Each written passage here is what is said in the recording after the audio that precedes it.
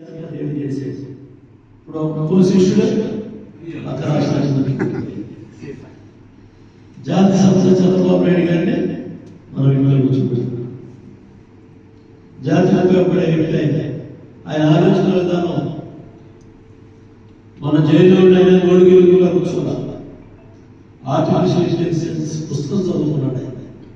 రేపు రాబోయే రోజుల్లో ఈ సాంకేతిక పరిజ్ఞానాన్ని ఇంకా సంక్షేమ కార్యక్రమాలని సమర్థవంతంగా పేదవాళ్ళకి, సామాన్యులకి, మధ్యతరగతులకి, రైతాంగానికి, రైతు కూలీకి ఇవ్వడానికి ఈ టెక్నాలజీని, సాంకేతిక పరిజ్ఞానాన్ని ఎలా ఉపయోగించుకోవాలని చదువుతున్న వ్యక్తి నారా చంద్రబాబు.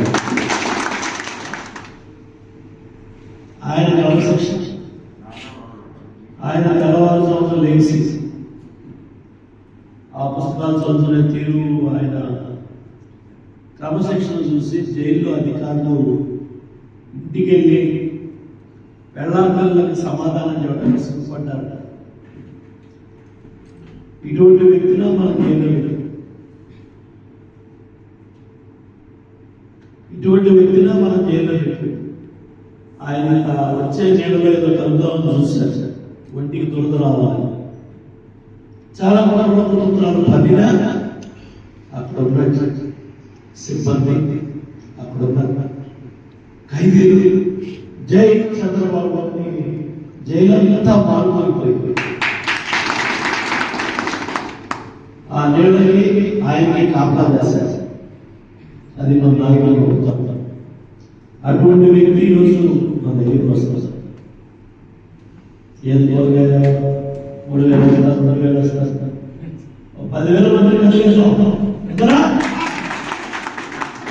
3,100 కిలోమీటర్లు నడిచి వస్తున్నాడు లోకేష్.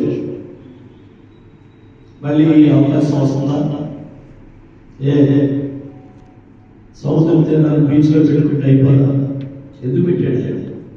ఉత్తరాంధ్ర ప్రాముఖ్యత, ఉత్తరాంధ్ర గొప్పతనం, ఈ శ్రీకాకుళం, విజయనగరం, విశాఖపట్నం ఆయన తలపెట్టిన భోగపురం ఎయిర్పోర్ట్ రాబోయే దశాబ్దాలలో మీ జీవితాలన్నీ కూడా పెద్ద ఎత్తున అభివృద్ధి చెందబోతున్నాయి.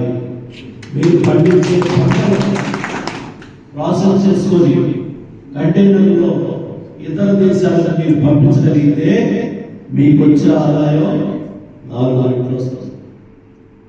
అవన్నీ చేతలోనే 68,000 కోట్ల ప్రాజెక్టుకి ఖర్చు పెట్టండి. ఇవాళ 32,000 కోట్లు ఖర్చు పెట్టారు. చేతి పంచాయతీ తిరిగి కూర్చోవడం తప్ప పని లేదు. పనికి డబ్బులు నీటి సరఫరా చెప్తుంటే నీటి సరఫరా మీరు కాలువలు బాగు చేసుకొని 1,270 కోట్లు మీరు ఖర్చు పెడితే వాళ్ళకి డబ్బులు లేకుండా వాళ్ళని ఏడిపిస్తుంటారు. కోర్టు చెప్పి ముట్టిగా చేస్తే 670 కోట్లు వచ్చింది. ఇంకా కంటెంట్ ఆఫ్ కోర్టు కేసు పడ్డా కూడా 300 కోట్లు కట్టట్లేదు. భయం, కోర్టు అంటే భయం లేదు, చట్టం అంటే భయం లేదు, ప్రజాస్వామ్యం అంటే గౌరవం లేదు. అటువంటి వ్యక్తి చేతిలో రాజ్యాంగం వెలువెల్లాడుతూ ఉంది. పాపం డాక్టర్ బిఆర్ అంబేద్కర్ గారు కూడా ఇటువంటి రాజకీయ అధికారంలోకి వస్తాయని ఆ మహానుభావుడు కూడా ఊహించుంటే సెక్షన్ పెట్టేవాడు. ఆయన ఇంకో ఆర్టికల్ పెట్టేవాడు. ఇటువంటి వ్యక్తులు వస్తే ఏం చేయాలన్నారు. వాటి అన్నీ కూడా ఉన్నాయి. కాబట్టి మనందరం కూడా రేపు ఈ బహిరంగ సభకి దగ్గరలో ఉన్న 30 కిలోమీటర్లు, 40 కిలోమీటర్లు, 50 కిలోమీటర్లు సైకిల్ మీద వస్తారా, బైక్ మీద వస్తారా, ఎటువంటి గట్టుకు వస్తారా, ట్రాక్టర్ వేసుకు వస్తారా, ఆటో వేసుకు వస్తారా, టాటా వేసి వస్తారా, కార్ వేసుకు వస్తారా? ఎన్ని మార్గాలు ఉన్నాయి. మనసు ఉంటే మార్గం లేదా? రేపు గ్రామాల్లో జరగలేదు. ఊళ్ళో ఎన్ని జెండాలు ఉన్నాయి, ఎన్ని కళ్ళు రెడీ ఉన్నాయి. ఒక జెండా తెలుగుదేశం జెండా, ఇంకో జెండా యువగళం జెండా, బండి మోసుకొస్తారు. ఈ 3 వేసుకొని మన ఇంట్లో ఒకటి దగ్గర 10-20 జెండాలు ఉన్నాయి. ఇందులో శుభ్రంగా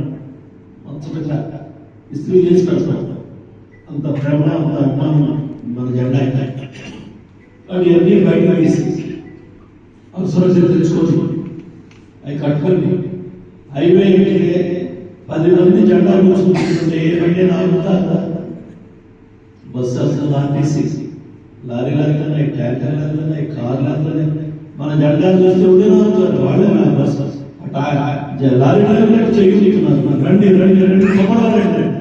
ఎందుకంటే గ్రీన్ ట్యాక్స్ పెరిగిపోయింది, వాళ్ళ మీద ట్యాక్స్ పెరిగిపోయినాయి, డీజిల్ పెరిగిపోయింది, పెట్రోల్ పెరిగిపోయింది, వైట్ ట్యాక్స్ పెరిగిపోయినాయి, నిత్యావసర వస్తువులు ధరలు పెరిగిపోయినాయి, గ్యాస్, పెట్రోల్, కరెంటు. ఇవాళ సామాన్య పేద మధ్యతరగతి కుటుంబాల జీవితాలు అనామకులు అయిపోతాం. ఇచ్చేది దూరంగా తోచేది